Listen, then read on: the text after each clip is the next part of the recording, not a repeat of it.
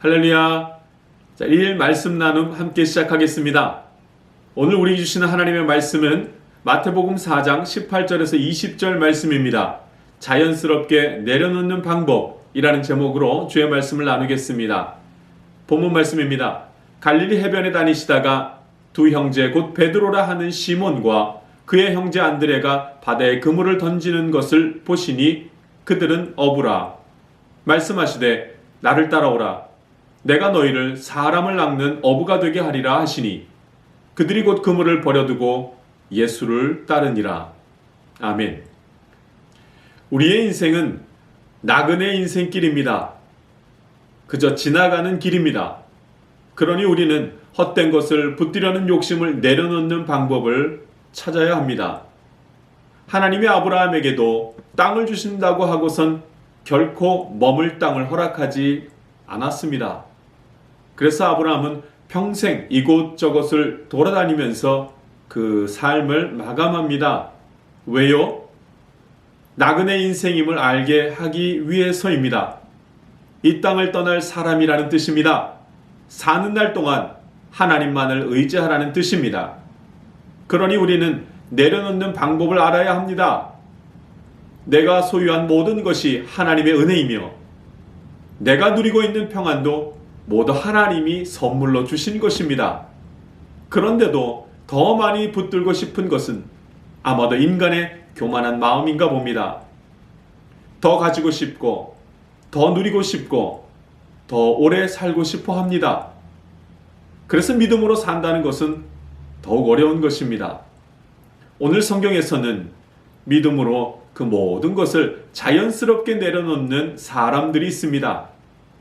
베드로와 그의 형제 안드레입니다. 그들이 어떻게 그들의 생업을 다 내려놓고 예수님을 따를 수 있었을까요? 억지로 그랬을까요? 예수님이 억지로 가자고 명령했을까요? 여러분, 신앙생활은 억지로 하는 것이 아닙니다.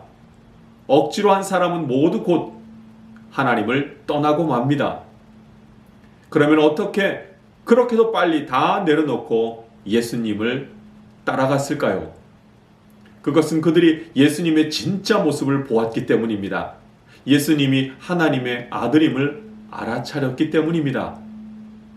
그물을 깁고 있던 베드로와 안드레에게 예수님께서 하신 말씀이 있습니다. 나를 따라오라. 내가 너희를 사람을 낚는 어부가 되게 하리라.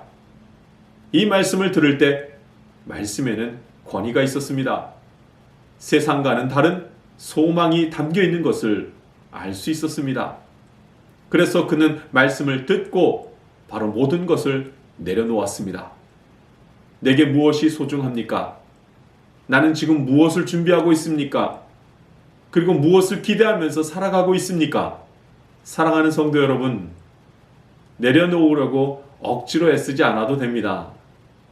하나님을 만나면 하나님의 말씀이 나의 마음에 깊숙이 자리하면 하나님이 싫어하는 것을 내려놓고 싶어 하게 될 것입니다. 염려와 근심도 내려놓습니다. 그리고 하나님의 말씀을 따라 믿음을 붙들 것입니다. 예수님의 손을 꼭 붙잡게 될 것입니다. 요즘 사순절 묵상 노트를 매일매일 기록하고 있습니다. 하나님의 음성 듣기 란에다가 나의 생각을 적어갑니다. 얼마나 어리석게 살고 있는지, 얼마나 후회를 많이 하는지, 얼마나 믿음과는 거리가 먼 삶을 살고 있는지 깨닫게 됩니다. 특별히 생각으로 정리하는 것보다 노트에 적어서 정리하니까 더 많은 것을 깨닫게 됩니다. 하나님을 만나는 것이 먼저입니다.